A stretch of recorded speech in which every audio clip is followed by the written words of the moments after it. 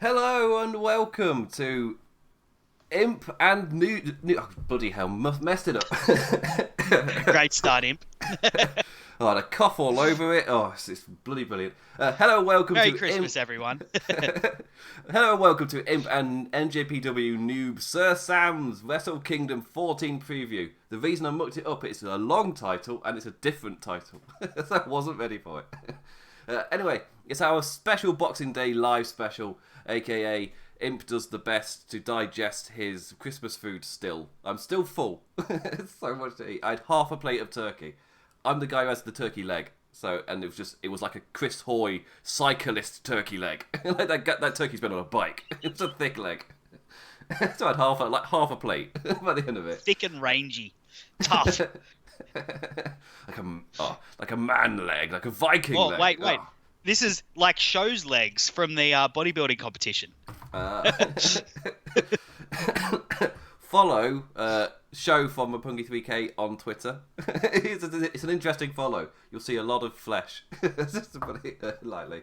But yes, this is a preview for Wrestle Kingdom 14, which will be taking place next weekend. Cheap plug for LOP Radio's coverage for Aftershock for both Wrestle Kingdoms, because Jamman and Jeff are mad and crazy. We'll be going live, all three of us, live immediately following both Wrestle Kingdoms with Aftershocks. For me, that's a lovely lunchtime with a cup of tea, a glass of orange juice. For them, I don't know. They're not spring chicken type. They're like I'm like half their age as well, so I've got the energy. But they're crazy. So we're going live after that with Wrestle Kingdom 14 coverage. Maybe I'll get a column out, but I'm already investing so much time doing the show, and that don't hold your breath. I'll see what I can do.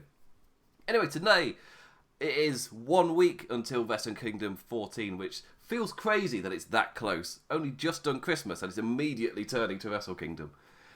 So I've roped in the Lords of Pain's resident Aussie, or resident Christmas Aussie. It's Sir Sam. Hello, Imp. It's great to be here. Merry Christmas to everyone. Merry Christmas. It's a hot Australian Christmas here. I'm sweating in my garage while I record this with you, and half our country's on fire. But that doesn't stop me from wanting to speak about Wrestle Kingdom, because it's straight after Christmas. But look, it's New Japan's Christmas present to wrestling fans the globe over. I feel like it's such a fun time of year. This is going to be my third Wrestle Kingdom that I'm watching live, and I'm so excited. This has come to be almost more exciting to me than WrestleMania weekend, because of how great how great the Wrestle Kingdoms have been, how great the year's been for New Japan, and yeah, I can't wait to have a bit of a chat to you about it. And to signify that we're actually talking about it, time to switch over to the New Japan picture. Oh, how lovely! If you're on the live stream, you can see a picture change. Beautiful. I'm really good on a solo show at forgetting to do that, because I have my notes up. And shout outs. Sorry to interrupt, but shout outs in the chat to Josh Robinson, one of my fellow Aussie wrestling commentators.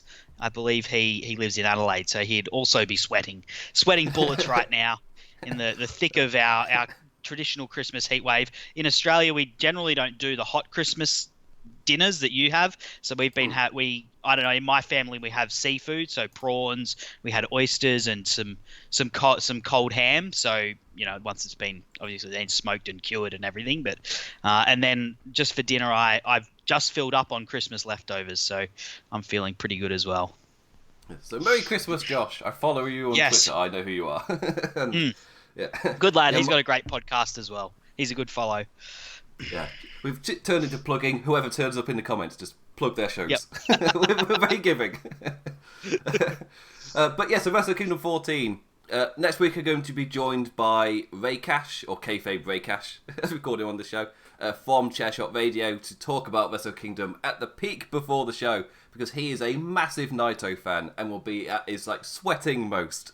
Just like, do we trust it? Trust in Gato. We trust in Gato, right? So yeah, I will tease him. It'll be hilarious. I'm really looking forward to that one. And with, I'm trying to think, last week I had the Kiss Boys, so Keeping It Strong Styles, Jeremy Donovan, and the debuting young boy, Josh Young. Really, really enjoyed that show. So if you want to check that one out as well. So that time was just kind of going through the card, laying it out. that is what we just the basis for us to launch off today. Because today we're going to go do a bit more of like the stories of the matches that are happening. So, sorry, multi-man tag matches, you're not going to be gone through today. Yeah, last week's show was about them. So we had young boy Josh who, knows the legends and things. So we've covered those kind of contestants and things. Today it's about the stories. And so Sam is the perfect person to rope into this, as he's currently writing his Stories of the Decade column. Do you want to quickly plug that series? Yeah, look, that's on lordsofpain.net. Stories that defined a decade. So I've been writing giant columns. They're ridiculous sized, but they're a lot of fun. Looking back at the biggest stories of the decade. So far, I've done CM Punk drops a pipe bomb, Rock vs. Cena, Twice in a Lifetime, Daniel Bryan, Just Say Yes, and I've just finished one this afternoon, which will go out tomorrow, called The Shield Rides. And then next week, if I write quickly enough and watch quickly enough, I will have, just in time for Wrestle Kingdom, the Ace versus the Rainmaker. So, yeah, I've got a few more to go still. I'm tossing up doing a broken Matt Hardy column, which would be a lot of fun, and also looking at women's wrestling, looking at the Elite and what the amazing things they've done in the later half of the decade. But check that out on lordsofpain.net. It's a kind of looking back at the biggest things and remembering them and looking back at the impact that they had, and celebrating them as well, because the majority it's all looking at things really positively for the majority of it, and celebrating the great things that happened over the last decade in wrestling. Highly recommend reading his series as a person who, doesn't know how to keep a column short himself. So it's a really deep dive into all of the stories over the past decade. Yeah, look, I sit down with a cup of tea. They're good ones to sit down with a cup of tea and kind of get lost in. It's not hot takes. It's not looking at clickbait. It's really looking to celebrate and get in depth on it. And why not, as a companion piece, read my story of Hiroshi Tanahashi from last year, which I promised I'd be turning into a book. It's quite a long process, especially when I'm really bad at time figuring out. So, hey, look, it's Christmas holidays. We've all got days off. We could just spend the whole day reading our columns. I'm personally taking the Christmas and the holidays off from writing, with my 4,000 word covering everything. from the over the week. If you've watched Raw and SmackDown, I feel like I have earned my time off. Yes, just to take a step back and not watch anything and not have to write about their storylines. It's like, it's nice and happy. I can stay away from everything. And the AEW NXT Twitter wars, it's not a thing. I don't have to engage in it. Goodness me. I'm sick of that. Let's talk about New Japan. Before we go, last plug. We will just keep an eye, if you are on the lordsofpain.net website, keep an eye on the column section. We will actually be debuting some new columnists in the near future. So keep an eye on there for some young, hungry up-and-comers who are chomping at the bit to go. And there is actually one more plug to do. Jesus Christ. We'll get to the show eventually. The end-of-year awards are currently taking place on Lords of Pain. So Sam made them himself. Yes. So spent ages putting that together. Loads of effort. Applause to Sam. Those award votings close on the 3rd of January, so there's still like a full week yet to vote. So if you want to head over there, there's a permanent link on the column section. So like any post you click on, the link will be on the top right. So if you want to, unless you've got ad blocker turned off, then it'll be an advert. So don't click on. Well, you can't actually do. I'm not going to encourage people to click on the adverts. What am I doing? So yeah, click on the top thing in the columns, and that'll be a link to the end of year awards. If you go and vote in there as well, that's just how to put loads of effort to make that nice and easy and streamlined. Every single year, making it just a little bit easier to fill out, which is awesome to see. Nice and improved every year. And end of decade as well. And even though there's been hundreds and hundreds of responses so far, we've got some that are still on a knife's edge. I was just confiding to Imp that the promotion of the year, so obviously that's going to come down to WWE versus AEW. I don't think that's a spoiler. At the moment, there's literally 2 votes in that, and that has swung back and forth the whole time that's been there.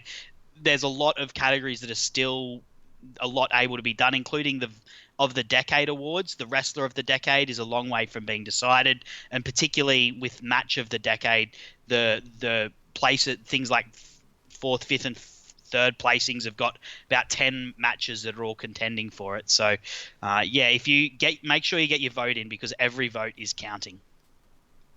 It's a tight one. Oh. So we're going to talk about none of those promotions. It's New Japan.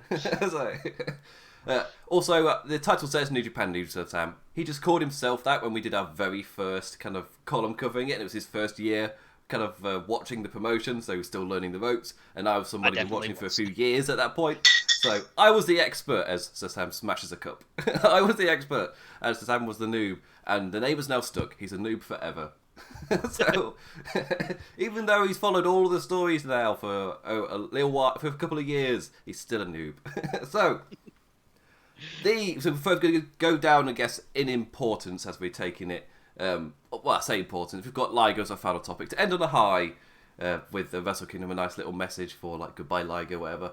But we're going to go down in like the major importance for the rest of the card. So first off, the IC/Heavyweight Championship, I guess, mini tournament with the winners facing each other on January 5th. First off, it's Naito versus Jay White and Okada versus Ibushi. We're currently penning a predictions column with the Kiss Boys, so to kind of figure out who we reckon is going to win. And I don't know if it's a general consensus, but I don't know if it's the third or fourth year in a row, it's Naito's time. Surely this year. My voice breaks as I say it. It's that in Gedo we trust. And surely this is the one when Naito lost to Okada all those years ago. Those who trust in Gedo, we were saying, just wait, his time will come. He's lost, he's going to build up that momentum and come back again and not make that same mistake he made last time, trying to prove that the Shuyaku, the lead actor version of the Tetsuya Naito, speaking weirdly, of Tetsuya Naito, that version wasn't a failure, that he really was that great, and that's kind of what led him to lose the match in the end. I mean, to take it back for those who are just jumping into New Japan, to take this story back, it goes back a long way, and this is why everyone is so for Naito, because this situation seems so perfectly set up given his character arc. So for those who don't know, Naito was an amazing high flyer when he came through the ranks in New Japan, and he slowly built through, and his nickname was the Stardust Genius. He was, very much a traditional babyface, and he won the G1 that was leading into Wrestle Kingdom 8. So he won the right to take on the IWGP champion in the main event.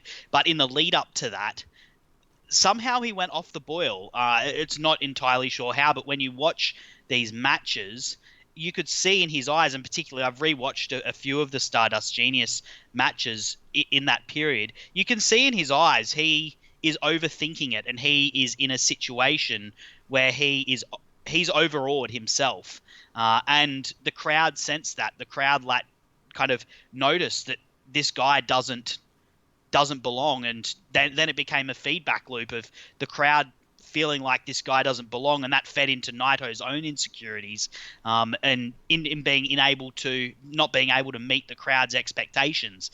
And by the time it got towards Wrestle Kingdom, New Japan also lost confidence in Naito because of what was happening, and let the crowd vote if his match with Kazuchika Okada, who was a new champion at the time, so not the Okada of today, but an Okada who was still very much coming into being the top guy of New Japan, whether the Naito Okada match would main event, or if the Intercontinental match between two absolute legends, Hiroshi Tanahashi and Shinsuke Nakamura, would main event, and the crowd voted for the Intercontinental title to usurp the IWGP title, and the blame was not thrown on Okada, it was absolutely 100% thrown on Naito. And when he walks in to that Wrestle Kingdom 8 match, you can see the disappointment in his eyes at what's happened.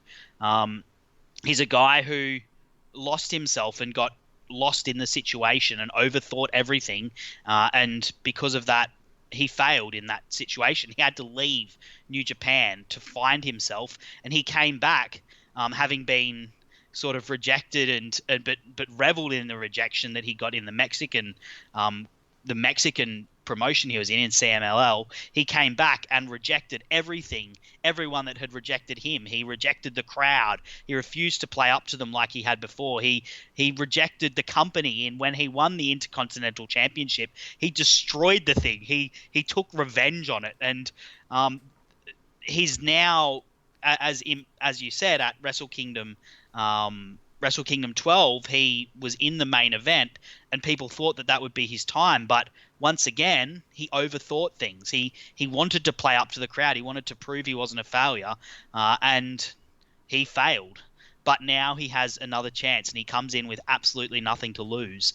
And there's this chance that he will. And I feel like Naito, the parallel that I've drawn is there's an Australian fast bowler called Mitchell Stark. I'm not sure who follows cricket out there, but he's a really great bowler, but he sometimes gets stuck in his own head, and he actually has a mantra written on his wrist tape that says FIJBF, which people ask what it says, and it stands for fuck it, just bowl fast, which is basically him saying, stop thinking about this, don't overthink it, just go with your instinct.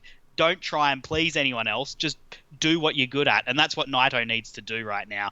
And the reason this is so perfect for him is because it gives him a chance to win that IC championship that so dogged him and so destroyed him years and years ago, and also claim the position as the number one guy in New Japan at the same time, and combine those two things and really properly move on from what happened.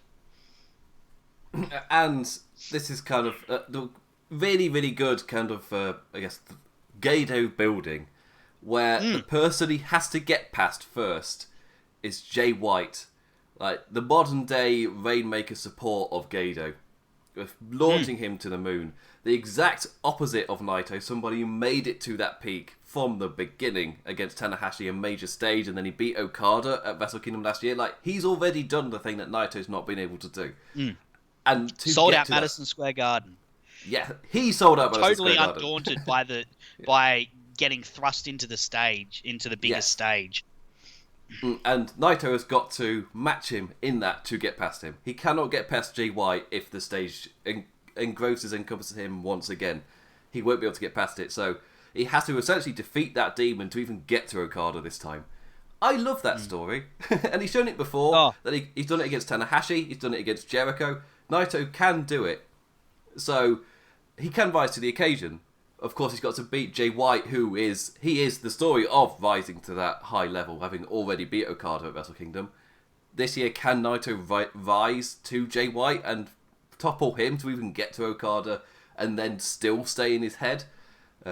I am talking as if Okada's definitely winning, but that's because I'm with everybody else with that long-term story. It's the double weekend. Surely they're going to do their biggest match with their two biggest stars.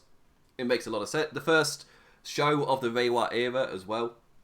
That really properly put your two biggest stars on that stage. That's what I'm expecting them to do. But in terms of the story of it, and this is a path for Naito.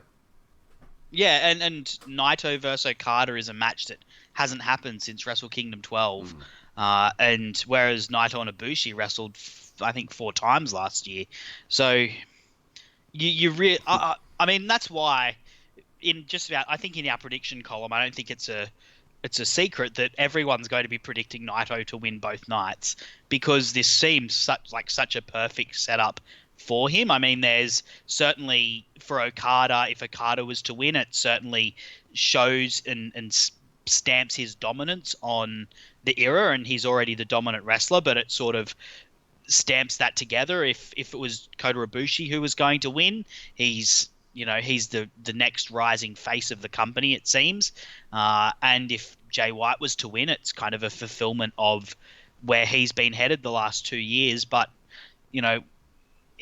with Naito, it just seems such a perfect result.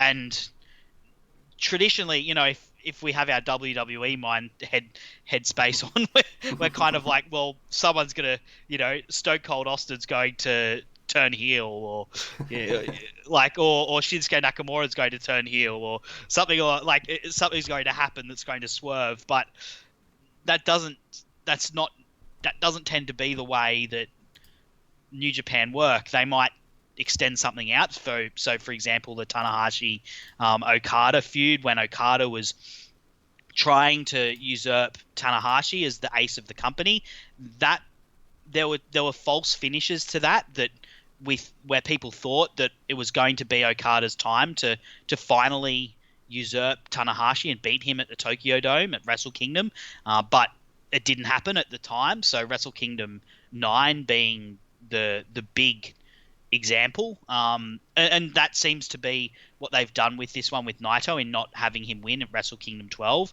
But it's perfect. I also think it's probably, you're starting to stretch it a little bit too far if they were to put, it's now or never really with Naito for this to have this fulfillment and have him really be stamped as who he is and be asserted in who he is. He is one of the biggest, he's the most popular wrestler over there. He constantly wins those polls, and this is the time for them to crown him as that at the biggest stage with the biggest championship accolade that they've ever had. Which is the only counterpoint, which was brought up by young boy Josh last week. The only counterpoint is if you look at long-term storyline, it makes all the sense in the world for Okada versus Naito. If you look short-term, Naito hasn't had that good a year. For him to, like, in terms of him actually being a contender for the IC title, never mind the heavyweight title, is a bit of a stretch. Aside from the fact he's Naito, he's the number 2 in the promotion. For me, that is the reason why he's got his spot in this tournament. It's kind of the top 4 guys rather than the guys who've had the best years, for example. But yeah, short term, in terms of like the more sporty environment of New Japan, Naito's not actually had that good a year. So in terms of like building momentum going into Wrestle Kingdom, he is kind of in the background a little bit. He isn't, like, out of all 4 of them, he's probably got the least momentum. But he's Naito. You say that, So, but he was still in the final, the semi-finals of the G1. So this is the same 4 that were in the finals of the G1, and everyone's expecting the opposite result, funnily enough, of Naito beating Jay White and Okada beating Ibushi, which is the opposite that happened in the G1. And he was an IC title holder. But you're right, you're not wrong. I think that's underselling his year a little bit. He hasn't had his greatest year ever for sure, but it's not been a complete lost cause. And it's a fantastic example of why you have to think so differently in New Japan. Like, obviously, I'm looking at it when I say that. That's my America eyes. That's my Western views, my Western glasses for WWE. You kind of have to watch that show short term because that's what you've been conditioned to do. Because if you watch it long term, it doesn't make any sense. But short term, sometimes it makes sense. So you have to watch it short term. So it's completely different with New Japan. Their stories and arcs will last entire careers. Never mind a couple of years or 1 year arc. No, we're talking entire careers. Like a Tanahashi Okada, like that story spanned pretty much Okada's like first half of his career. Maybe he might go to his 80. Well, he's only like 30 something. He's got another decade in him. Okada, which is mental to think about. Minimum, by the way, if he wrestled in his 40s, another decade out of him. He could Jushin Thunder Liger it forever. But yeah, the point, Tanahashi Okada lasted for that first like third or half of his career. So that was when we say the stories last a while, we don't mean like a year or so. We mean years. And Naito Okada is one of those stories. 2014 Wrestle Kingdom was, I think, their first match. I think that was a year for it. And it's now 2020. Well, they had their first championship match in 2012. Oh, I might. Oh, of course, that was just in Okada's first ever reign. Yeah. Yeah, so their proper story actually starts all the way back in 2012. To be fair, that Okada reign is really good. It's one of his shorter ones. Just goes to Dominion, I think, was when Tanahashi won it back. Yep. So it's their kind of first meeting. Like this day, these are the 2 stars for the future was essentially the message that the new owner was sending at the time. But it was at 2014 where that vision really came into play. In 2014, and then 6 years later, in 2020, you're seeing it at its peak. Well, really, even at the last Wrestle Kingdom, where they faced each other, they felt like megastars, as in that felt like The Rock versus Steve Austin, as my voice goes away, because it feels so much like The Rock Steve Austin. It's not because I drank a lot of cider yesterday. But yeah, it was they felt like megastars in the entrances. Like, seriously, if you've got New Japan World or you've joined afterwards, not even watch the match because I know it's Christmas period. You might not have loads of time. It goes. If you've got family. I'll just quickly jump in there. If you are going to get New Japan World, consider waiting until the 1st because they bill on the 1st no matter what. Anyway, keep going, Amp. Yes. It's what I did. I highly recommend it. But it's not just a New Japan thing. That's a Japan thing. It's really easy to know when payments have been made because they all seem to happen at the one time. It's like, oh, that actually simplifies like everything in terms of business. That's really easy to track. That's awesome. That won't happen over here. We're too I got bigger problems. I'm English. We've got Brexit. Are we even going to be floating this time next year? We've got bigger problems. But yeah, so they felt like megastars in that match. It was awesome entrances.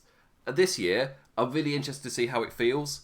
Mostly because this is the moment to push Naito or never. Like, after this, you can't do another one. Yep. I mean, it's Gedo. In Gedo, we trust. But that's kind Gedo, of why we love you. You've created a great story. You just got to land that plane now. You just got to land it. Oh, we're going to be breathing in the Switchblade, and everyone's going to enjoy it, whether you like it or not. Oh, goodness me. Let's hope not. There'll be some LIJ stands leaving New Japan if that happens. My goodness. If he loses on the first night, doesn't even get to the... Imagine that. Doesn't even get through to the... He ends up in the losers match. Yeah, he can be first. He can be number one contender, Naito, just for a change. Oh, my God. And here we were telling fans to keep calm and trust in Gedo for years. We're all wrong. But yeah, so surely that's going to be the match for it. Jay White, we've already talked about his story a little bit.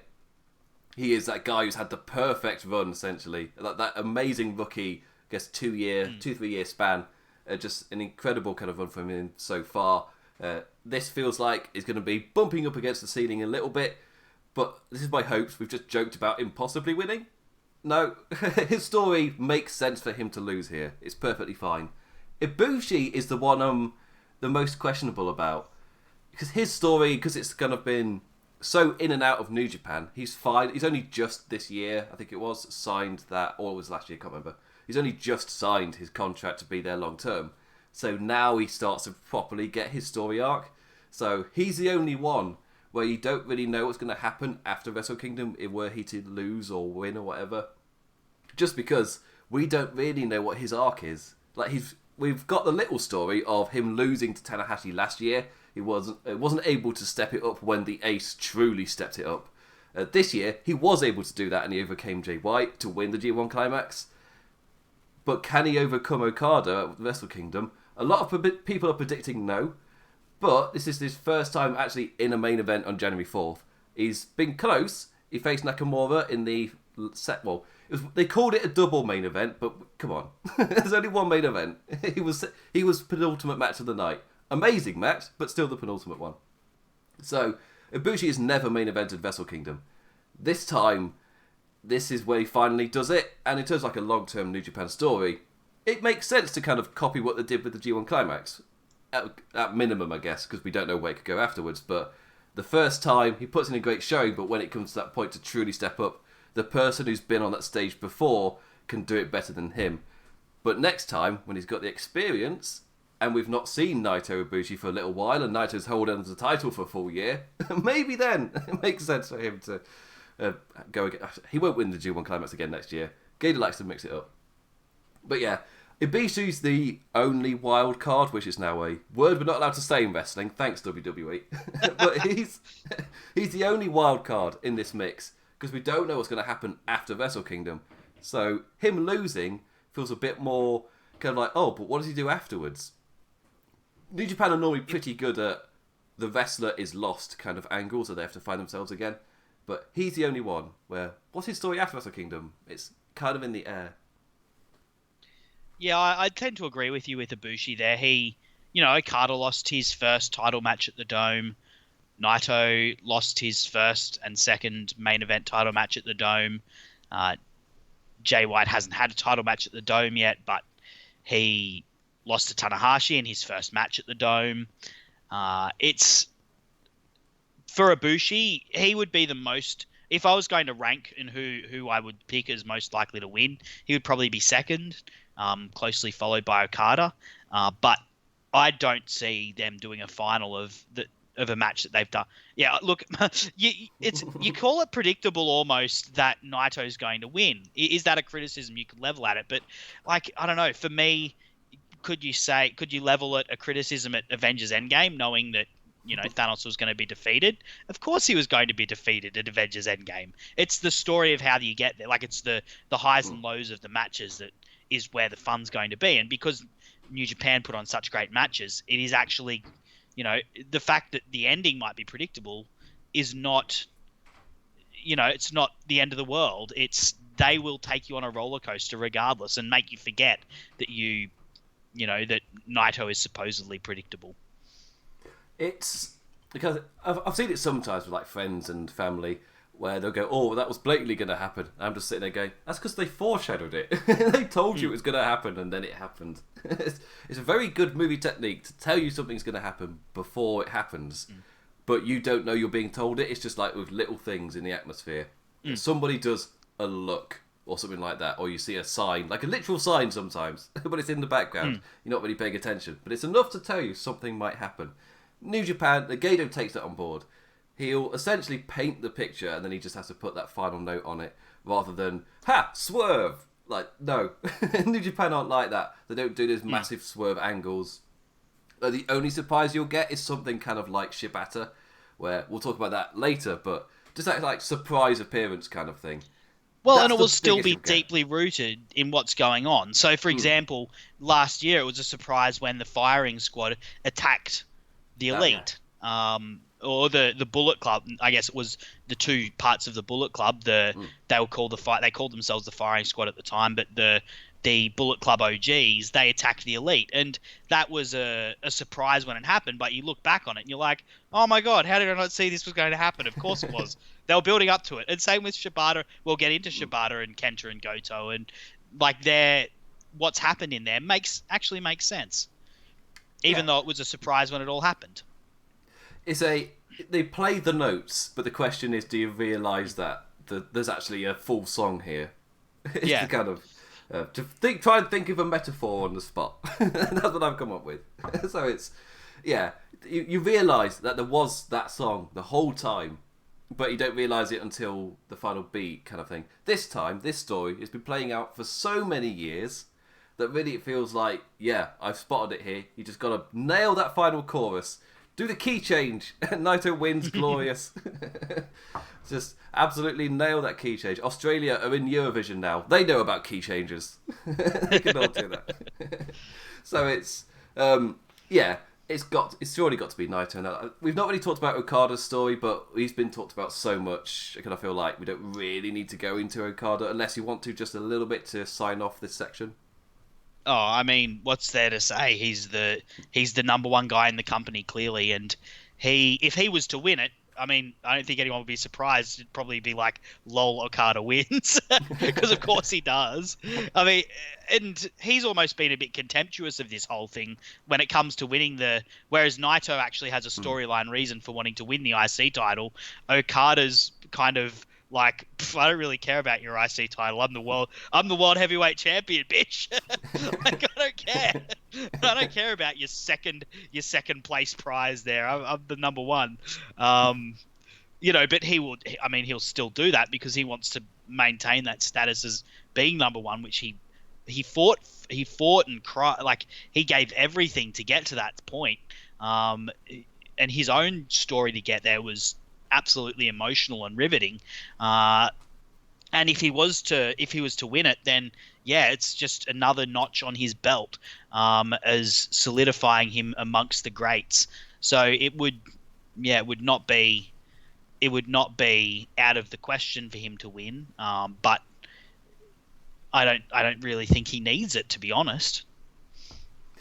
Yeah, I mean, the only thing that's in my head a little bit is, but he is carrying the Olympic torch. Like, literally, he's carrying the torch for Japan this year. So, I was like, do they keep... So suddenly, it's like, if this was WWE, that's a massive reason to keep the title on him. But he can always win it back. Like, it's Okada. Like, if he wants to win it back just in time to have the title on him when he carries the torch, then, yeah... I'd be fine with that, I guess, in terms of the bigger picture. But this is not that America type of thing. That New Japan will keep their own stories in mind. And Okada's such a big star, he doesn't need to have the title like physically around him to know that he's a champion. It's all in the mind and the spirit, Kazu. You're champion to all of us. But yeah, so that's the only thing in my head. Like, outside circumstances, yeah, he is literally carrying the torch for Japan this year. So it's like could that change things a little bit? I think it's not really necessary. Yeah, I hope it doesn't as well. Like, the outside influences is kind of what sours a little bit on WWE. I'd really hate for it to seep into the promotion where I bang on about that not happening. I really hope that they stick with the story that they've been writing for years. And yeah, it's not their fault. I don't need no WrestleMania 34 endings where Brock Lesnar has to win the championship so he can defend it in Saudi Arabia. Yes. They did it again this year with Kofi. Like, that was like the only reason. Bloody hell. The worst storyline / arcs of the year, or kind of like the stuff that they've done. Those categories are so full. It's so difficult. Like, do you pick Kofi or the wild card or the Roman thing with who attacked Roman Reigns? Like, which one do you choose? It's so difficult. But yeah. Hopefully we don't get that scenario, and it is just the story we've told. Stick with it. They've been telling it for years. Just go with that. It's not predictable. It's the story they've told. As Sam was saying, Avengers Endgame didn't suddenly get crap reviews because people said it was predictable. No, they've done like a decade of building to this. Of course you could see what was going to happen because that's the story they've been telling for a decade. They're not going to swerve you last minute because, lol, more movies, please. Like, no. Yeah, we want Avengers Endgame here, not no Rise of Skywalker. Suddenly the Emperor comes back. No, thank you. I don't want Shinsuke Nakamura or Yuji Nagata coming back and winning this. Just in his ear. Do it. Do it. I was about to do a Rise of Skywalker quote, but no. No spoilers, I'll be kind. That wasn't a Skywalker quote. That was Avenger the Jedi, it's called, isn't it? Return of the Jedi. What's episode 6 called? I think they had that in the trailer, so I don't think I'm spoiling anything. Oh yeah, all the promotion has been about the Emperor, like all of it. I actually like the movie, honestly, but let's face it, Avengers, we want the good one. Yeah. We want the really good one, the one that everyone goes, holy crap, I've never seen something so good. Well, it's literally the perfect comparison, just because both in the same world of Disney, so this one's the same world of wrestling, but we're comparing the one that's been written over the course of this decade compared to the one that was literally written as it was made, and they had no idea where the next bit was going to go as they wrote it. So it's crazy to know that now. That they wrote the first one having no idea where it was going. Well, that explains a lot. But that's perfect comparison of WWE to New Japan. One's been building over a decade. One is really doing what they did for Star Wars. They're just writing it as they're going along. No real massive plan. The longest you're talking about is to WrestleMania. I'm not even sure this year they had anything like that, because week to week it was very questionable over the summer. It's better now, but I'm talking about having actual consistency and the shows being watchable and followable from week to week. They're at a point now where that makes sense. So, congratulations, you're hitting basic storytelling notes. Well done. I'm not going to congratulate that, but well done for finding your base again. But New Japan, it's a story told over a decade. So that's where kind of this brings us now. I can't call it predictable just because they've foretold it. This is the story you're being told. We're going to tell you that story. We're not going to swerve you or cheap you out or anything like that. You've become invested. The Fiend wins in New Japan in that Hell in a Cell. Even if he's concussed, they'll find a way. Like, no, they don't swerve you for a sense of keeping something going. Like, no, this is the story we've been telling you. We'll keep it going. And normally with Naito last time, the reason with him losing was they weren't telling the story you thought they were. This time, I feel confident enough to say for the third or fourth year in a row that this is Naito's year. I'm confident. He ain't this busting is the out the Phoenix Splash. That is actually perfect for him to... I'd say don't do it against Jay White, but against Okada, go to that top rope and feel how nervous everybody gets. Like, oh no, he's doing it again. I feel like that's a shoe-in to happen. Just for him to go for the Phoenix Splash, just to make everybody nervous. Like, thanks Naito, thanks Gato. Just make him just super nervous right at the end. I'll close on this. Hopefully this is the last chapter of this story that we've talked about, because it's such a cool story if it happens. But during those matches, they will make you forget. They will make you get down on your knees and pray to Gato that he is chosen for Naito to win. Especially, there's going to be shenanigans galore in this Jay White match. He's going to have every member of Bullet Club. AJ Styles is going to come out and hit a Styles clash on Naito. and then in the main event, he's going to get hit by Rainmaker after Rainmaker, and he's going to have to give it everything he's got to win this. It's going to be a great. I'm really looking forward to this series of matches.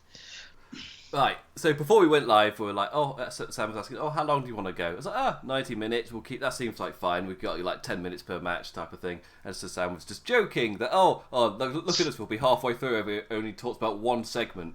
Well, here we are. Yeah, smash cut, but I actually said 8:45 as the...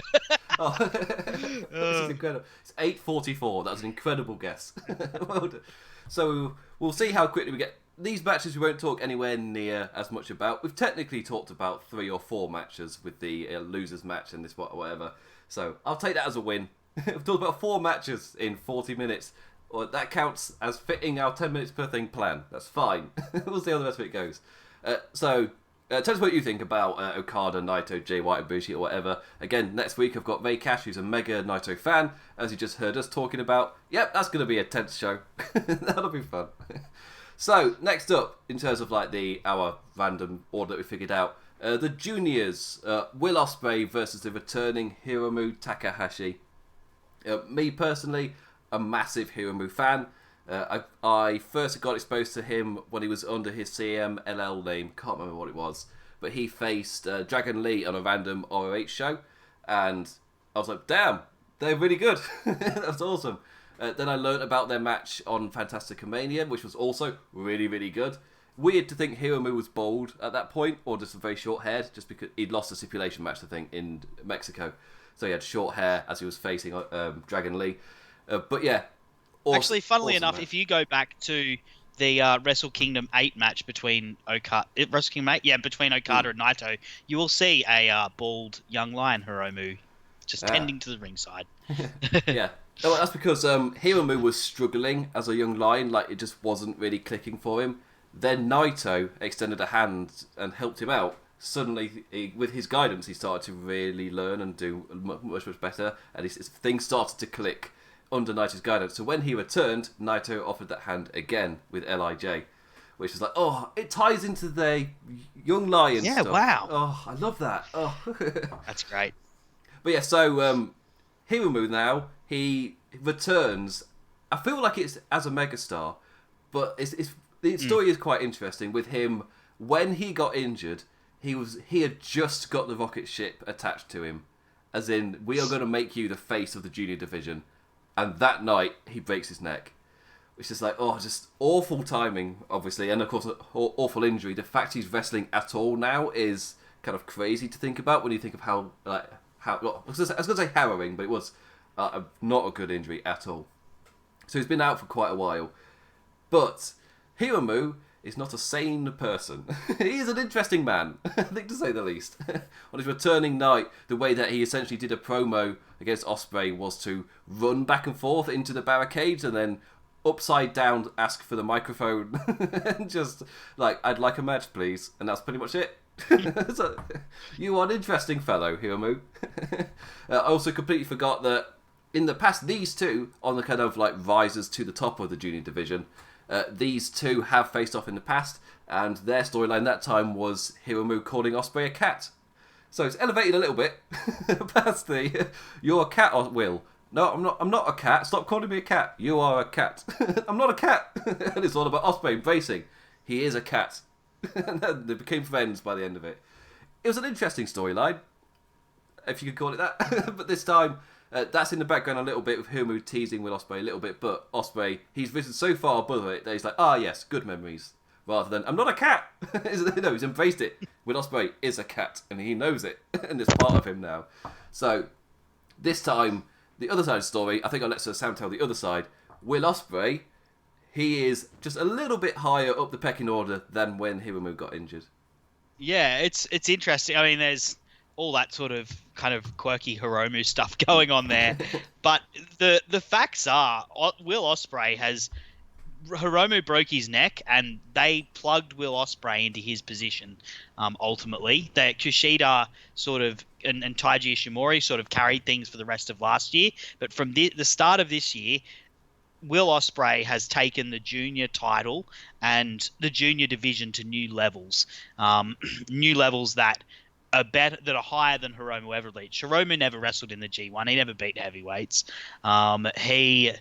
And when Hiromu came back in his first match back, not only did he not beat Will Ospreay in the first match back, he lost to Robbie Eagles. That's Will Ospreay's tag team partner. That's the guy that Will Ospreay handily defeated.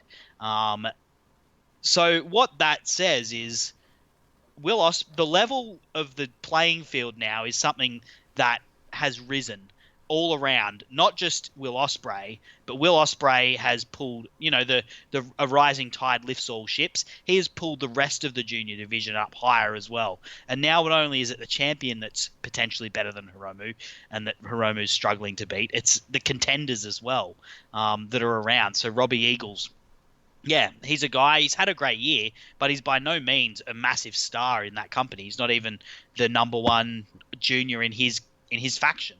And he beat Hiromu cleanly in the middle of the ring. It was a tag match, and it was Hiromu's first match back, but that says something. It says a lot. And I looked at an interview with Hiromu, and when he was injured, he thought he was done. He says, I felt like I shouldn't ever forget it. This is when he broke his neck straight away. Some part of me shouldn't move on from that. The moment it happened, I thought, oh man, I'm done wrestling. For a moment, I was paralyzed there, and I was thinking, well, that's it. This is a guy who's had that experience, and he came back, and he looked like he was completely back. He looked like he was going with no fear, and he ran into the barricades and everything, but he hasn't had a one-on-one match with frickin' Will Ospreay, who is a guy who also wrestled with a broken freaking neck,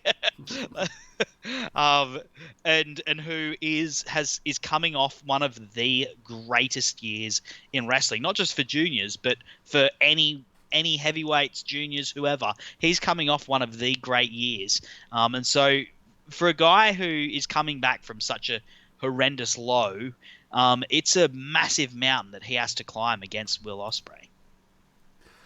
And not forgetting the other part of this, which I guess is Hiromu's spot within LIJ. Like, Naito would never let Hiromu's spot kind of fade away.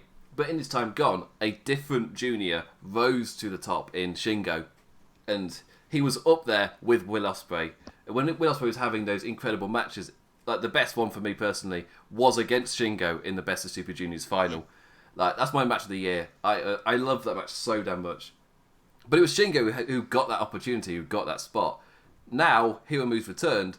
Suddenly, Shingo's in tag team matches. He doesn't have a single match at all at Wrestle Kingdom, compared to Hiromu, who returned and got the opportunity. I am leaning on his Dragon Gate past, but heel Shingo is screaming at me right now. He's just like, oh my goodness. As in the way he wrestles will be so good as a heel. Like, highly recommend search out his Dragon Gate stuff. He is, there's a reason he came in with quite a reaction by the Japanese fans in his debut last year.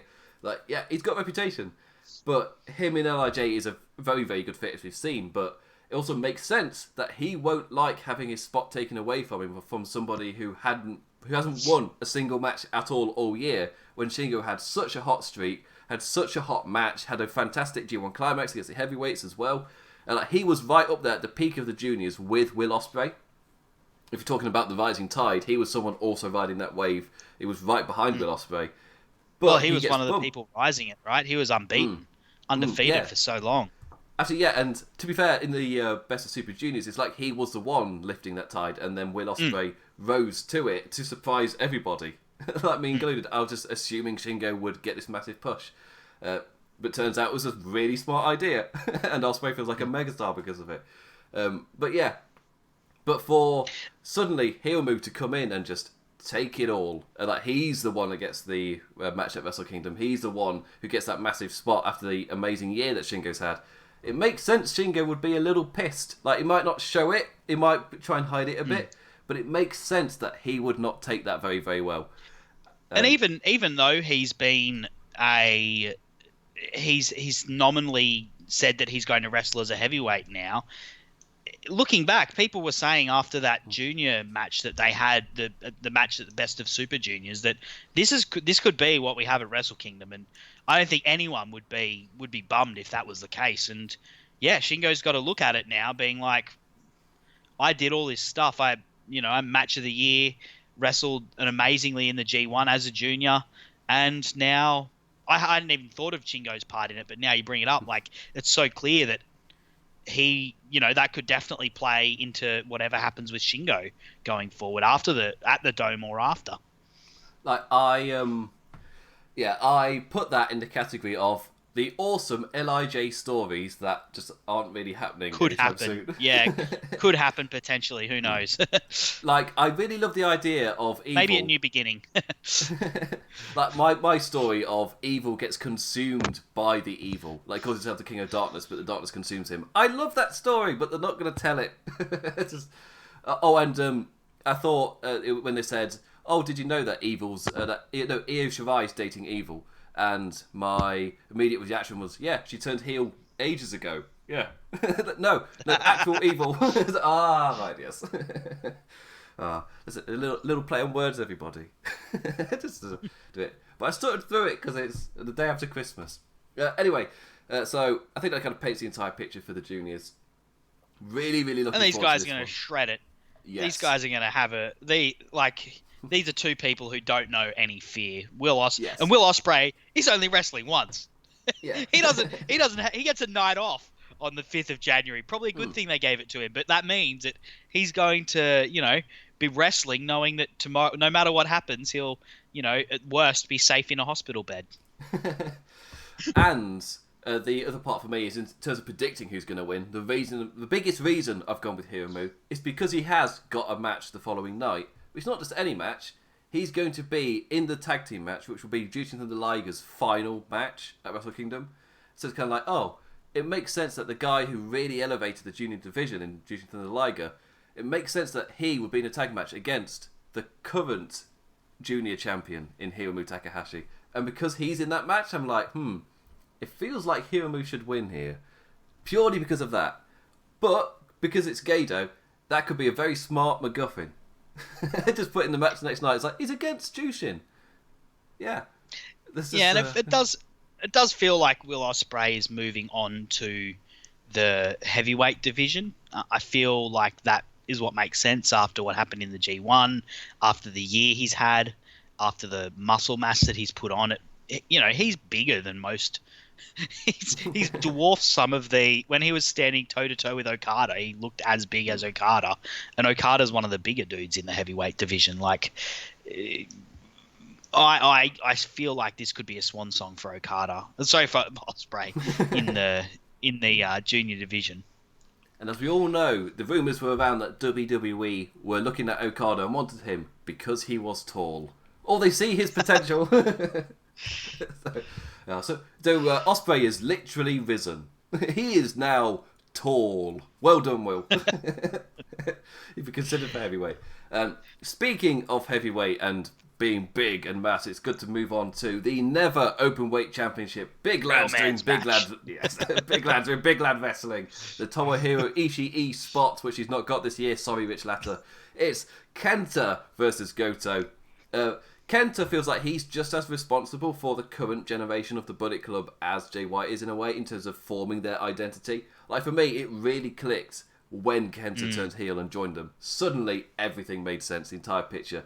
And Kenta as well, he's doing an amazing job of just switching everything up to be that heel character, which he was, to be fair, he was kind of starting to go that way in 205 Live when he asked for his release. So it's like he was practicing this character for a bigger stage, on a stage that no one high up in the company cared about. But he was practicing an amazing character, and we're getting to see it play out here. So this time, it feels like finally Kenta gets to go on a big stage and wrestle in a massive match without a concussion, hopefully. That kind of ruined their match in Britain. But the match here in Tokyo Dome, I've got massive... I feel like this has got massive potential to be kind of a surprise. I won't say surprise show stealer, I just mean it will... I'm reckoning it's going to surprise people because I don't know if this has got as much buzz going into it, just because of who's in the match, but there really should be. Like, Goto at Wrestle Kingdom always delivers. Kenta, I don't think he's ever had a Wrestle Kingdom or like a New Japan Tokyo Dome match. He might have been in a tag. I don't think he has. Speaking about, I'm having to think like over a decade ago. My memory can't do that at the moment. Like, what did Kenta do in the 2007 Tokyo? I don't know. I can't remember. I know they worked with Evolve Japan, so I think he's fine for that year. Anyway, let's not go on a massive tangent. But yeah, Kenta and Goto. I love Kenta's character here.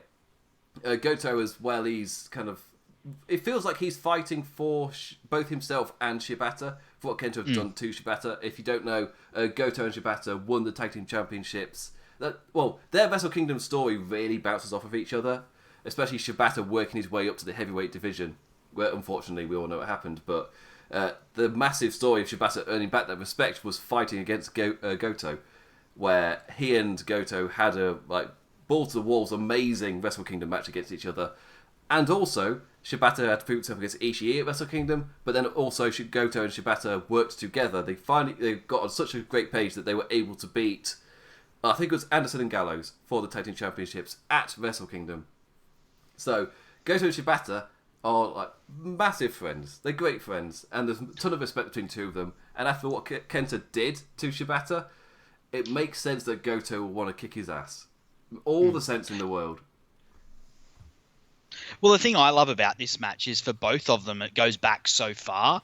Kenta and Goto haven't got specifically a sorted history together, but both of them do with Shibata, and Shibata has been heavily involved in this storyline with Kenta originally turned heel by attacking Shibata. That was the sort of the thing that sealed the deal. That the crowd was already a bit split on him, but boy, when he attacked Shibata.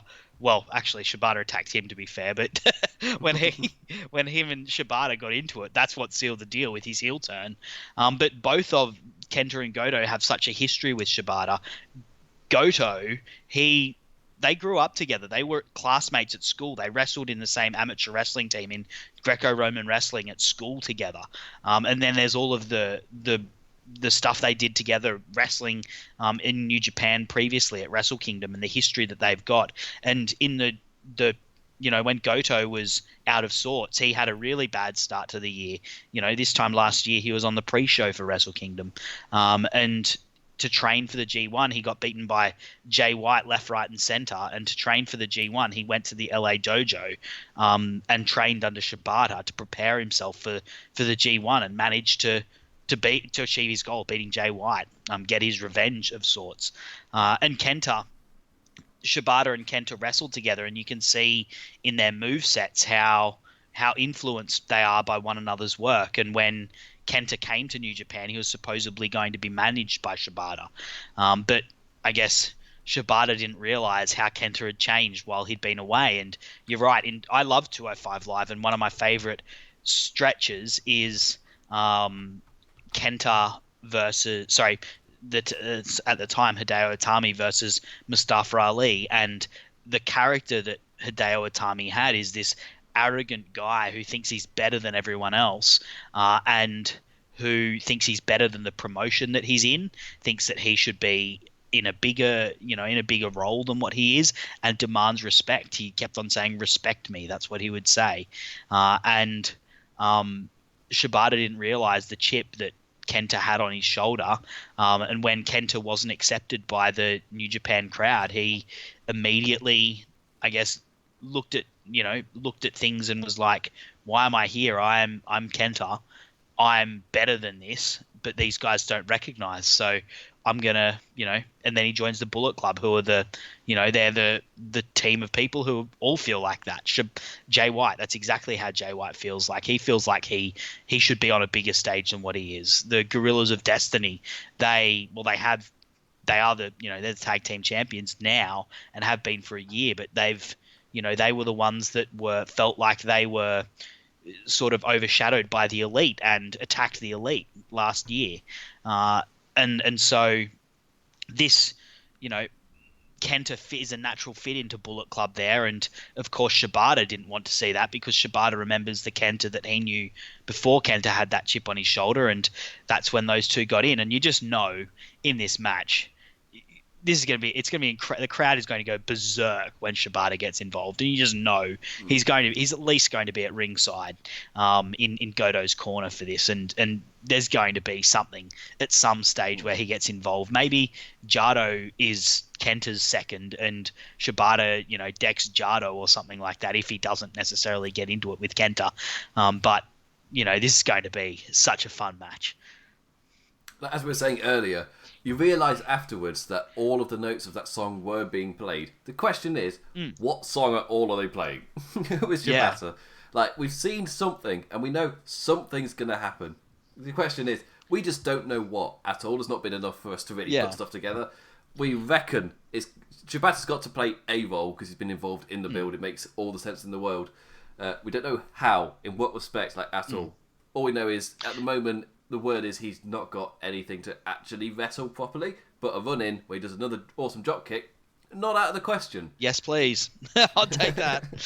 and the build through the road to Wrestle Kingdom hasn't really shone a light on this one, I don't think, but I think that's because they've already done the heavy lifting in terms of Kenta's involvements with Shibata, and it would have been nice to have sealed the Goto and Shibata sort of partnership a little bit more, but I don't think it necessarily needed to be spoken because people who've been paying attention know.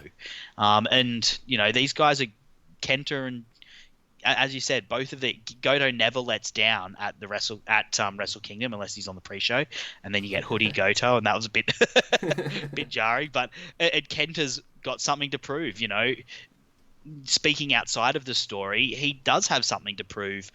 He never got to wrestle on the biggest stage in the WWE, really. I think he was in the Andre the Giant Memorial Battle Royale, but that may as well be the Jobbers Battle Royale for all it's become. He never reached that pinnacle, and this is going to be the biggest stage he's wrestled on, really.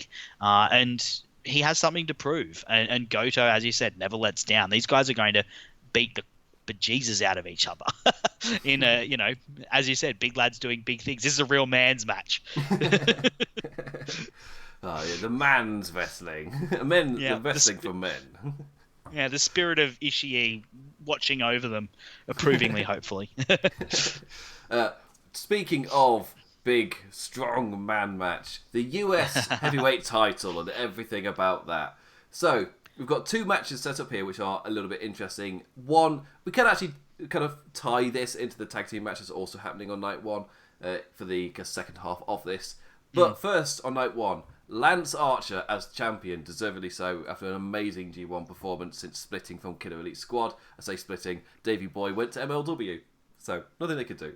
But Archer's had an amazing singles run since, totally deserved this spot, versus Jon Moxley, the man. When I say New Japan, their shocks and surprises are few and far between, this was a massive one for me. Because I remember seeing the Death Rider stuff, and I was just like, I feel like the peak person it could be is someone like Chris Brooks. That was my peak expectancy. As in, a British lad that is good, but a British lad. Because we just had El Fantasmo debut. I was thinking that level, as in respected indie guy, but not the former Dean Ambrose. when it turned out to be him, I was like, holy shit. I was not expecting that.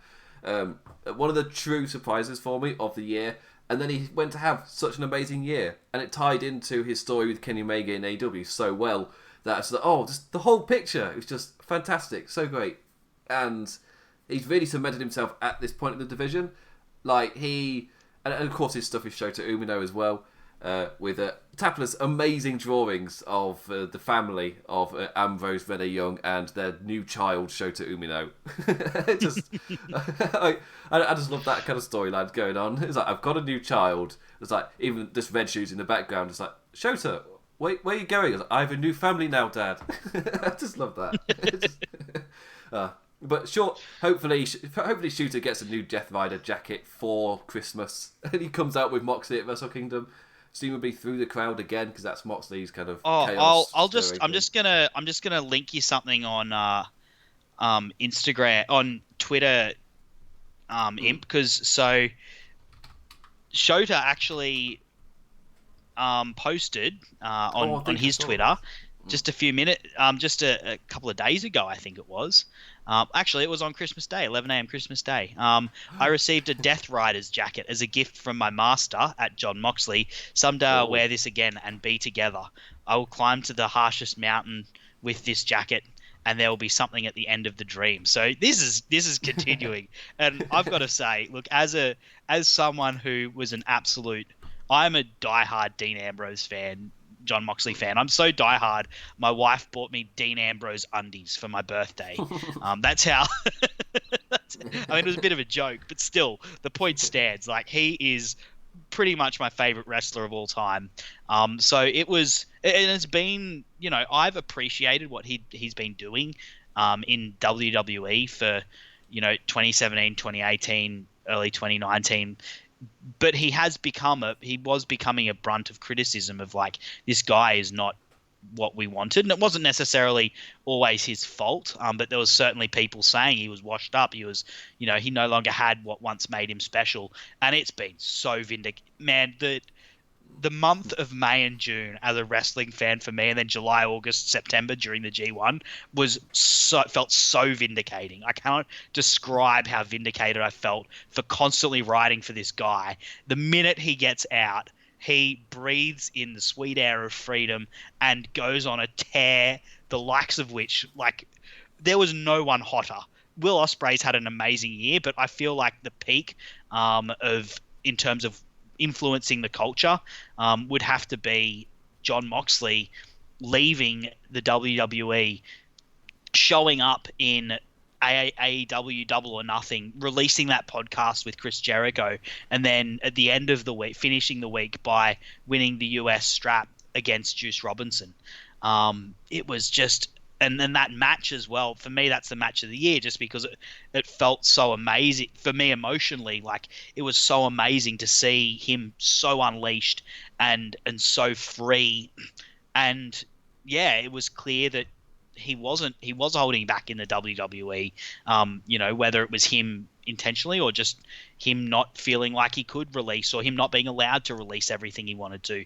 But that match with Juice Robinson was just such an exciting moment for me this year as a wrestling fan. And, looking at this match at the Wrestle Kingdom, this is he never got that massive. He got a WrestleMania match against Brock Lesnar, which should have made him as a start, should have made him forever. But he ran into Brock Lesnar when Brock Lesnar was training for a UFC camp, training for a UFC match, and, probably refused to do most of the stuff. And when we listen to the interviews, Brock Lesnar was quite disinterested in what Dean at the time wanted to do. So this is going to be a huge stage for John Moxley, and a chance for him to prove once again that on the biggest stage, WWE missed an opportunity with him, and he's going up against a guy in Lance Archer who's going to be equally game to prove that the G1 wasn't a fluke. He's earned this spot that he's got. Tomohiro Ishii doesn't have a singles match. Shingo Takagi doesn't have a singles match. Minoru Suzuki doesn't have a singles match, but Lance Archer does. He's going to want to prove that he deserves that spot over those men that I've just listed, who are big names and who have had really great years, and who would do equally well in this spot. But it's Lance Archer who's there, and these two are just going to go at it so hard. And of course, there's storyline wise, there's unfinished business. Moxley never lost his belt to Archer. He was delayed by he was unable to wrestle because of that typhoon that happened. And same with if Archer wins, or Moxley wins and goes up against Juice. Juice in particular has unfinished business with Moxley, in that, Juice lost the title to Mox, but then beat him, but in a non-title match. So that obviously set up something for down the line where, these guys are going to square off again. And in terms of the US title, no one has represented that more over the last 2 years than Juice. So it's kind of fitting that these two will fight and then go on to face Juice the next night, to see who rightfully is the US champion. Yeah, paints the story for the entire Kiss double night especially well. Of course, in terms of switching it to Juice as well. On night one, Juice is teaming with Finlay for Finn Juice as they ride high against the Killers of Destiny. As we were talking with the Kiss boys last week, there's just that feeling that the tag team division needs to have some injection of energy from somewhere. Because it's been very samey for a couple of years now. And even the point of, even if Finn Juice win and they become champions of the tag division, but it's over what division? Just like, there's not much of a realm for them to reign over. It's like GOD and thrown together tag teams. Or not thrown together, but like stable teams. Just two people from a stable. Not like proper tag teams like Guerrillas of Destiny or Gallows and Anderson or whatever.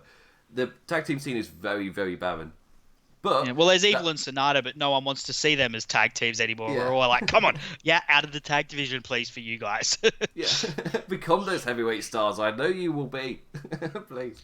But it makes everything is screaming that Finn Juice will win this one, which then means that Juice Robinson goes into his match with Archer or Moxley, but I'm going to say Moxley. He goes into that match I think so. Already as the tag team champion. Which means you've got US champion Moxley. Does that mean Juice walks away with all the gold? Or does Moxley retain and Juice still can't beat up Mox in that greater stage? Of course, as the other thing, Moxley would have just gone through a Texas death match with Lance Archer and the Claw. Will he be able to fight back? Will he have the energy? EBD Claw. with that claw. That's why it's a death match. Oh, for that claw. Oh. Also, the rules are a little bit different for that death match, and one of them that they've clearly stated is submission. So the claw spot is happening. It's pretty much guaranteed the moment that they emphasise submission in the kind of results of the. If I'm right, there is no pinfall. I thought it was like count out or submission. If I'm right, so the claw is going to happen. But what amount of energy will Moxley have after a match like that?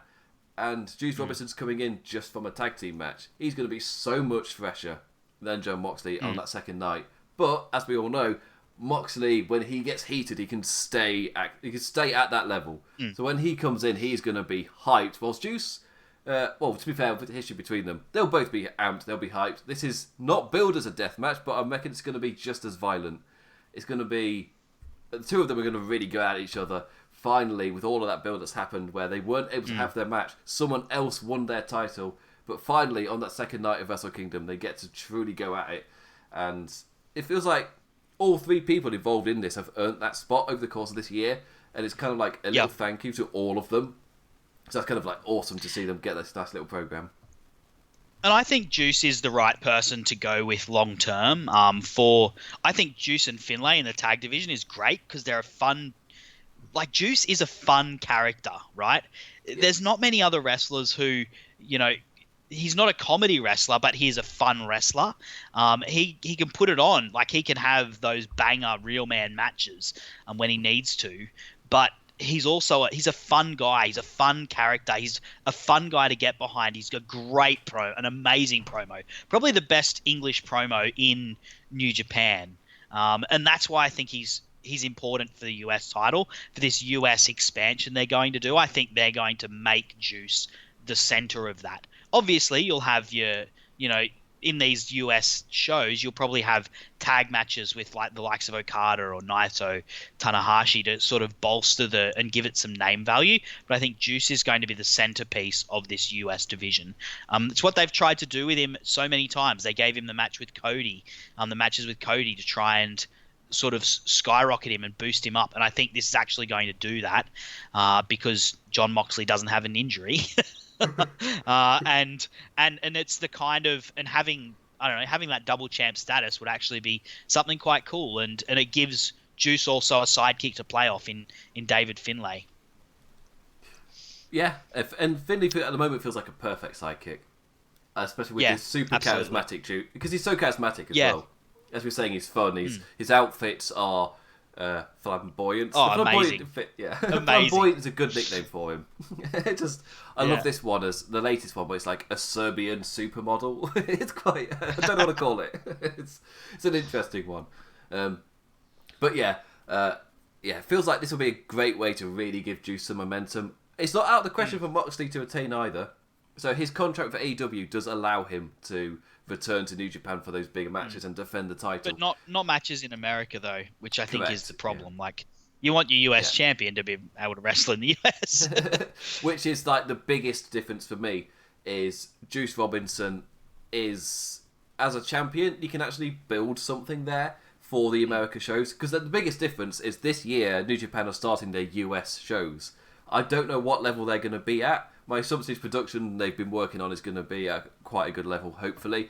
That's been the worry, because their last show was actually really good quality, but their show beforehand was pretty crap in terms of production. Yeah, it looks like arena size. They're aiming for something a little bit below AEW, so they're looking at the 1,000 to 2,000 seater arenas. But yeah, the production wise that's where we need to see an improvement from New Japan. They need a set crew and a crew of professionals who know how to shoot wrestling, because the American shows, since they've got rid of Ring of Honor, have been really janky.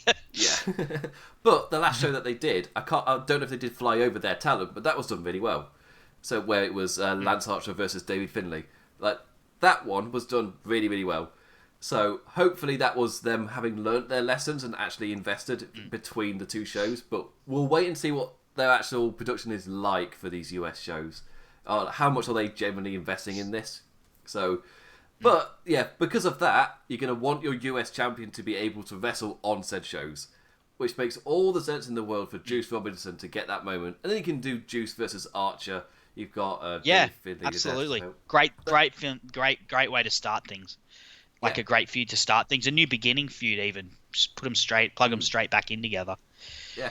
And I'm not going to write out Will Ospreay either, who's really elevating outside of that. Oh, I hadn't even thought of that, but that's a great idea.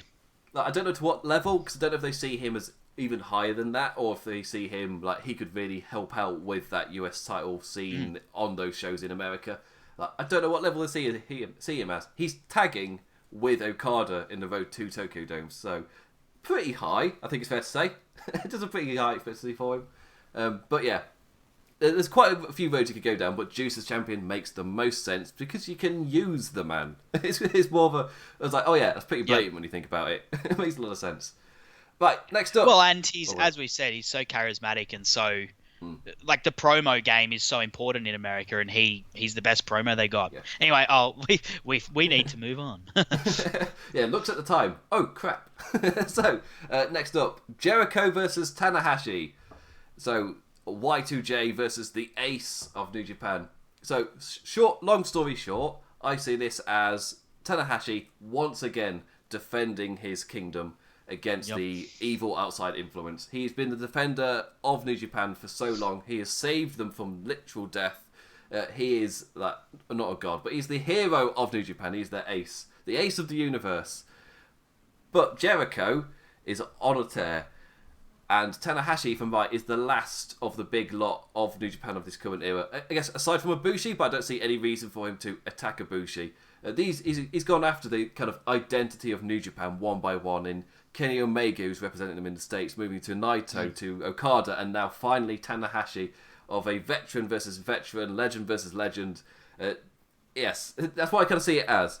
Jericho's going after the core of New Japan in Tanahashi, and Tanahashi's there to defend his kingdom once again, with the side caveat that came out this week of Tanahashi saying if he beats Jericho, he would then like to challenge for these AEW Championship and kind of be the kind of force which then suddenly, like, because it's not kind of a secret that the two companies aren't particularly in conjunction with each other right now.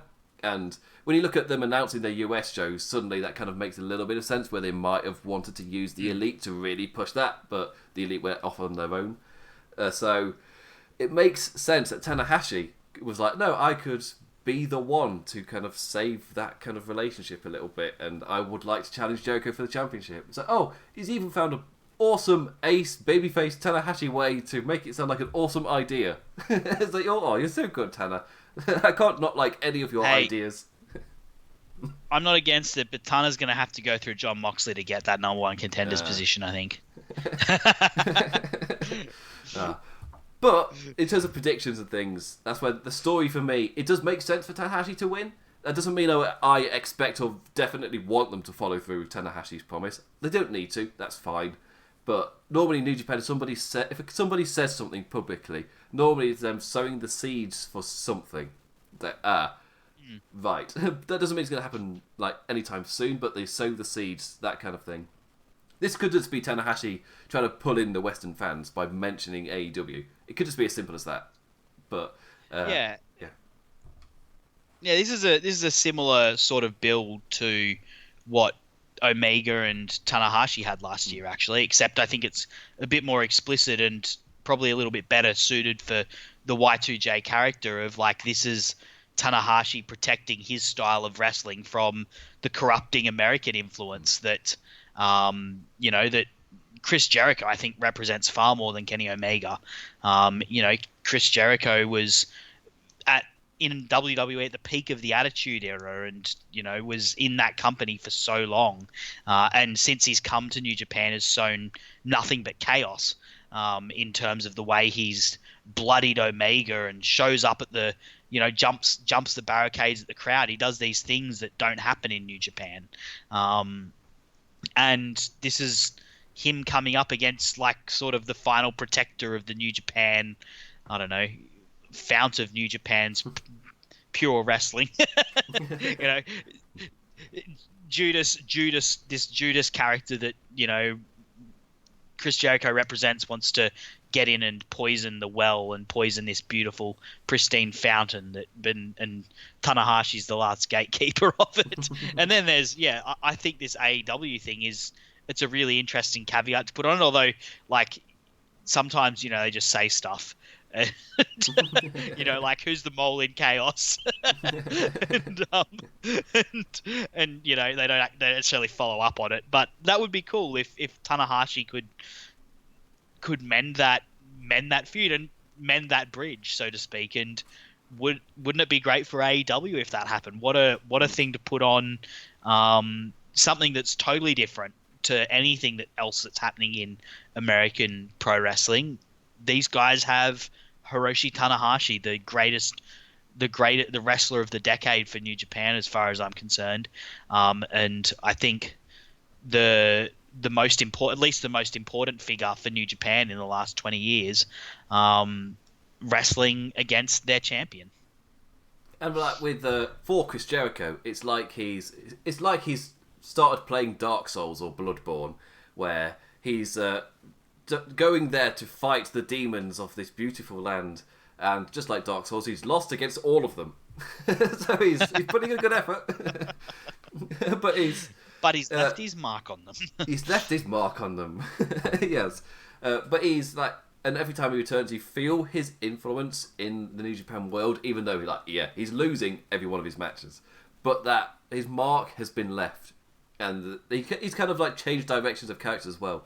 A less kind of literal with the Fiend in WWE, where the folk that he fights, like literally they'll revert back to a former version of their characters. Like he's having a massive influence. Jericho's is a lot more subtle, but you can see the marks that he's had, be it positive in terms of Naito overcoming him, or negative in terms of, I guess, Kenny Omega dipping down to the well, or Okada being open to cheat against him type of thing. Is that his own medicine? To be fair, Okada's always been fine to go heel, which is the other part about Tanahashi. If he ever needs to do those heelish tactics, he doesn't shy away from it. He will go full heel. He's perfectly fine with that.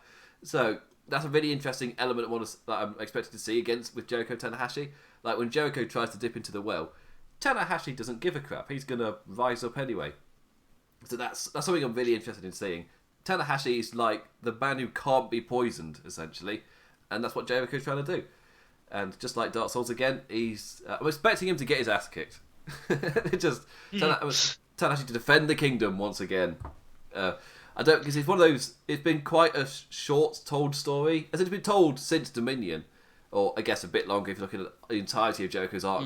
It was always going to end up on Tanahashi, but the kind of building from Dominion, it's been a spot now and then sprinkled across those remaining months.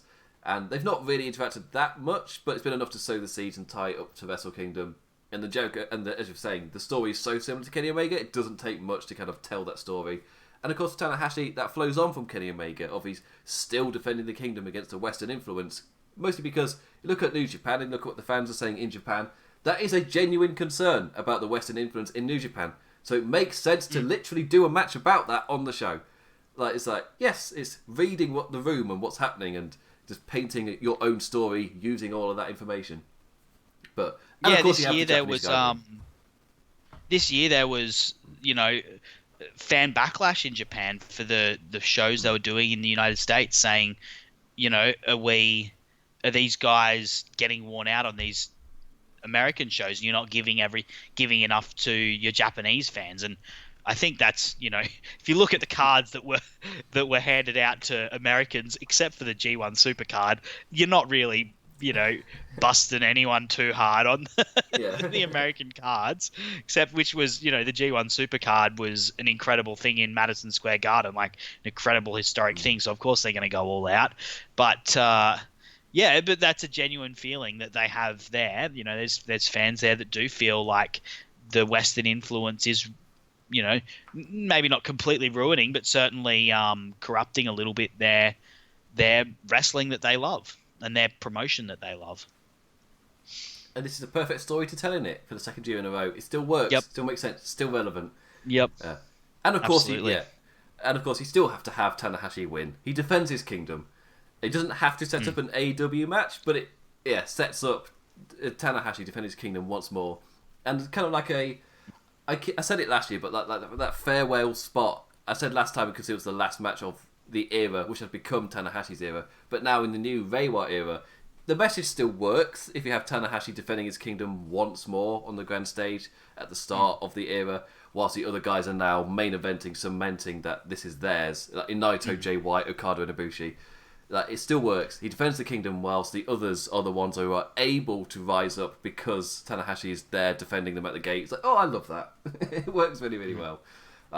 So we have talked about the tag team match. The tag team junior match, just to quickly blast through that, which I can't remember what it is. Does Sam happen to have it up? It's isn't it ELP and Ishimori against Sho and Yo? It is. I don't know why I've not written it with down. Sho and Yo trying for is it the third time? At least the third time to finally win at Wrestle Kingdom. Yes, because last year they lost. They previously lost. Yeah, they lost. Yeah.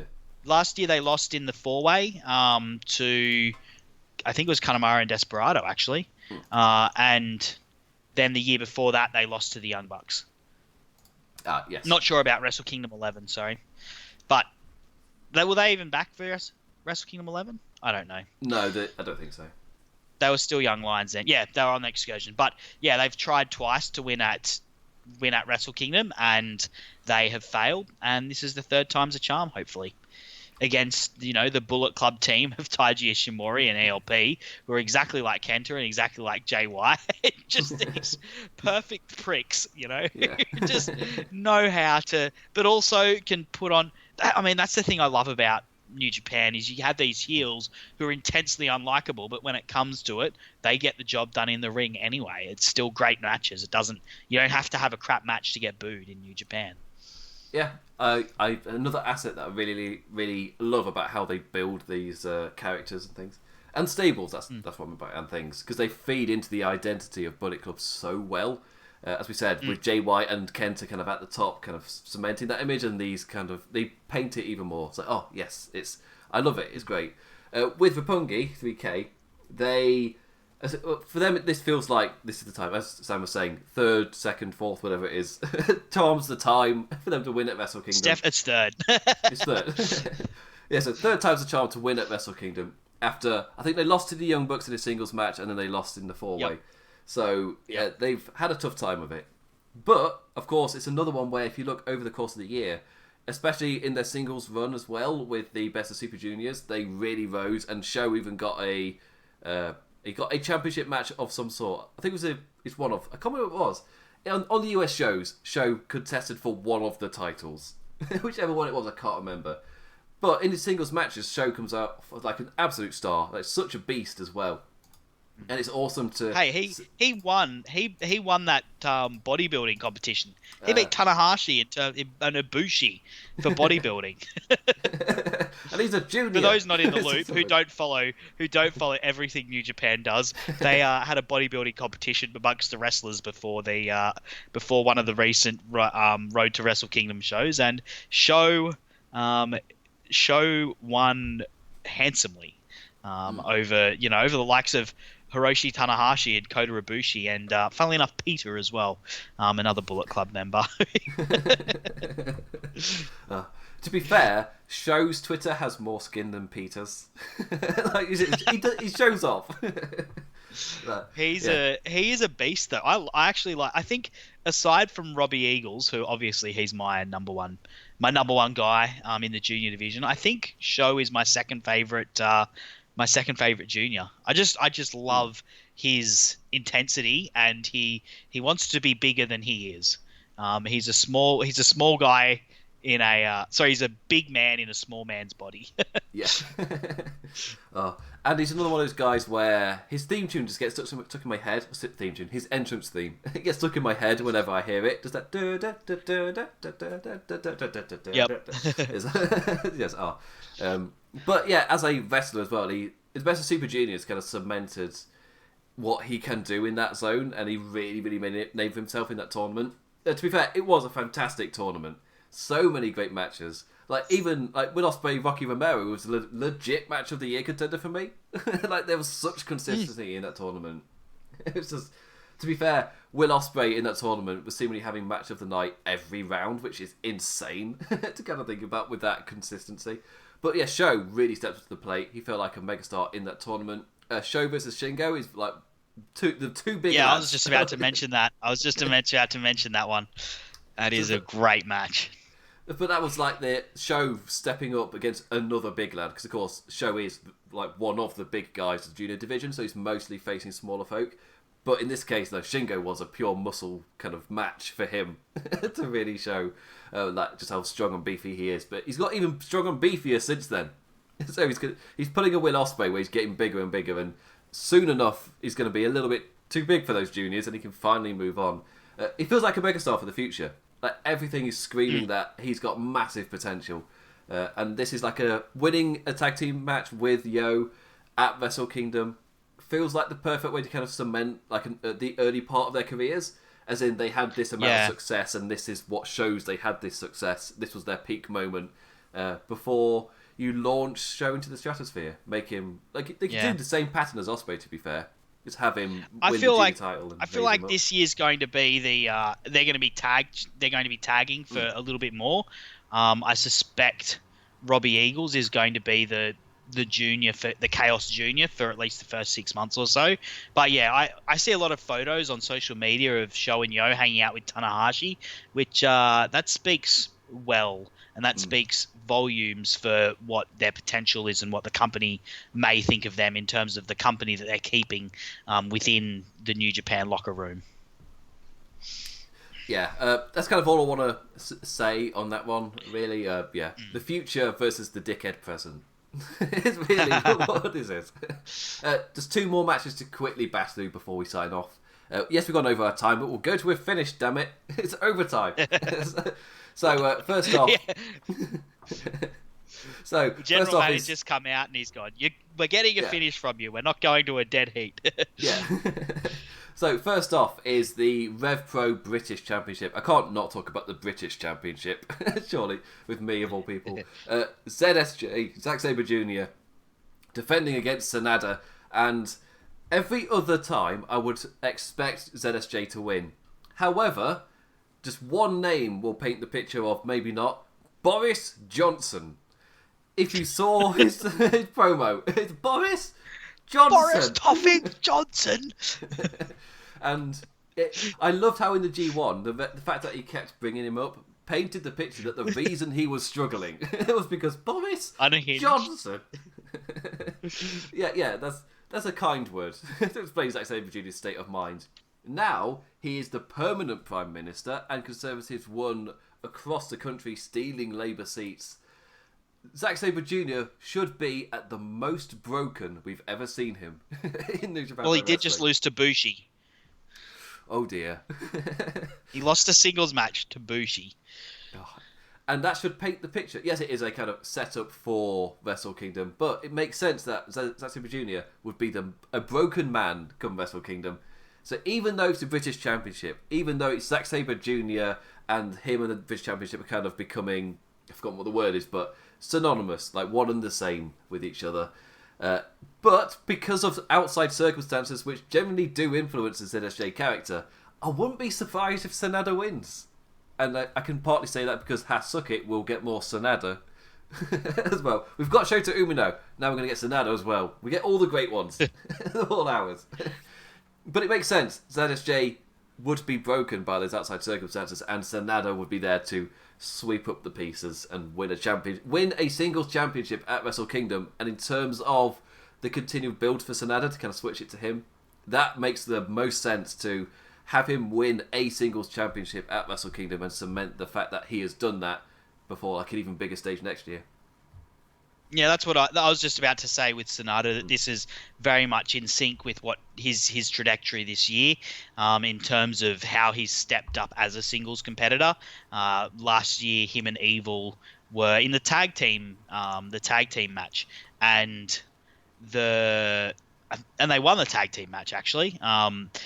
But this year, Sanada has really shined as a single star, particularly having a rival with Kazuchika Okada that saw him actually pick up a win over the IWGP Heavyweight Champion when they fought in the G1.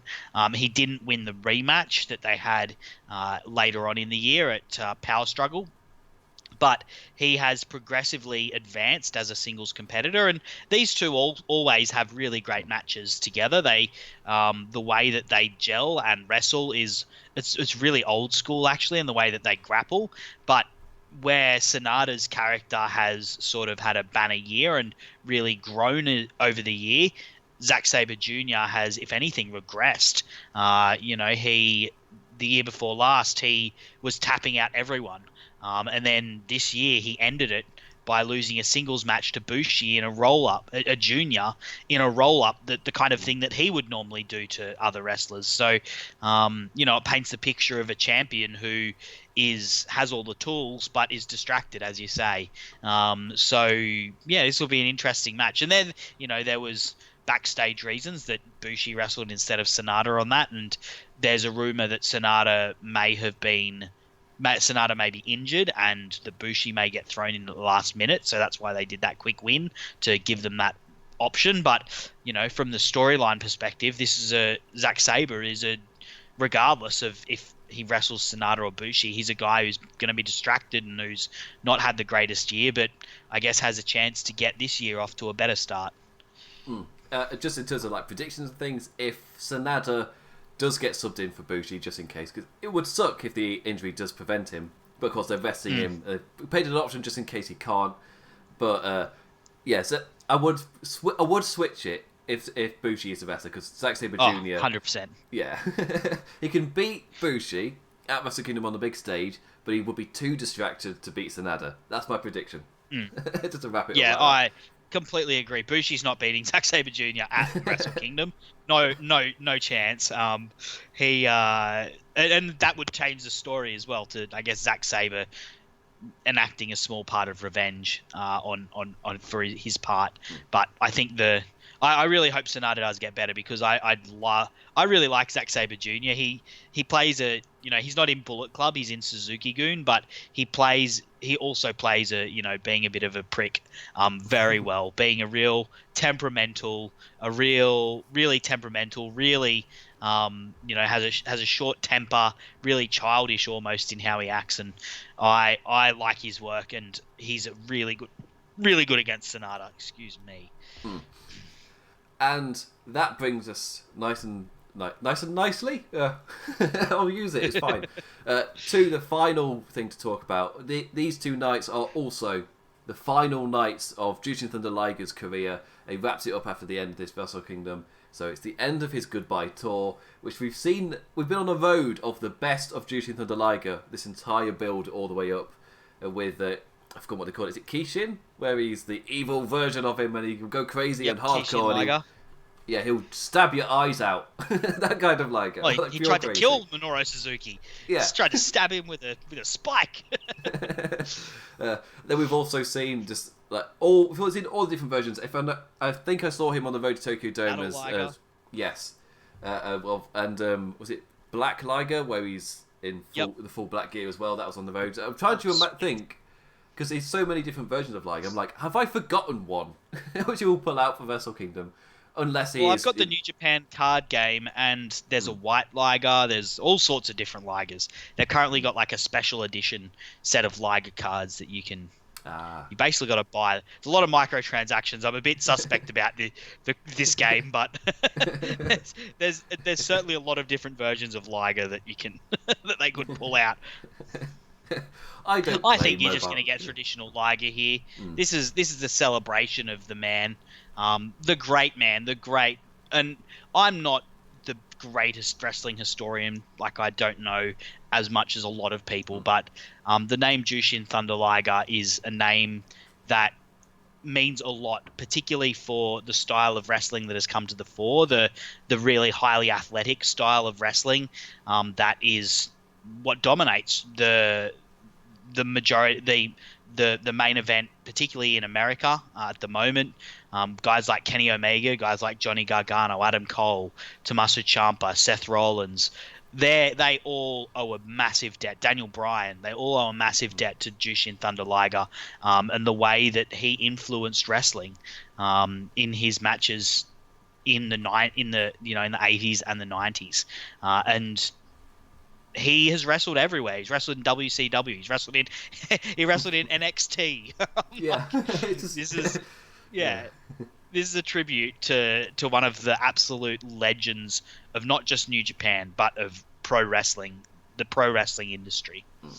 And to serenade him goodbye, on the first night we've got a multi-man tag match full of names and legends of times gone by, with like the heights of Fujinami, who was like the guy in the 80s, or one of like the top guys in all of wrestling in Japan in the 80s, all the way to El Samurai, who was one of the more notable names against Jushin Thunder Liger in that kind of peak of the juniors in the 90s, all the way to the peak of today in Taguchi, the funky weapon. The funky weapon who's reverted back to being a horse person. He's living his best life. Right against Taguchi. So, just all massive names of days gone by, and Taguchi, who is also there. He's a big name in his own right, to be fair. And he's there to hold the match together, right? Like, this is a match that's a showcase. Of course, Jushin Thunder Liger is going to get the pin, of course, but it's going to be about the pageantry of it, the entrances, these men who have sordid histories facing off against one another, and ultimately celebrating Liger. And I think Taguchi's in there to keep things together and hold things together and be the glue that keeps the match together.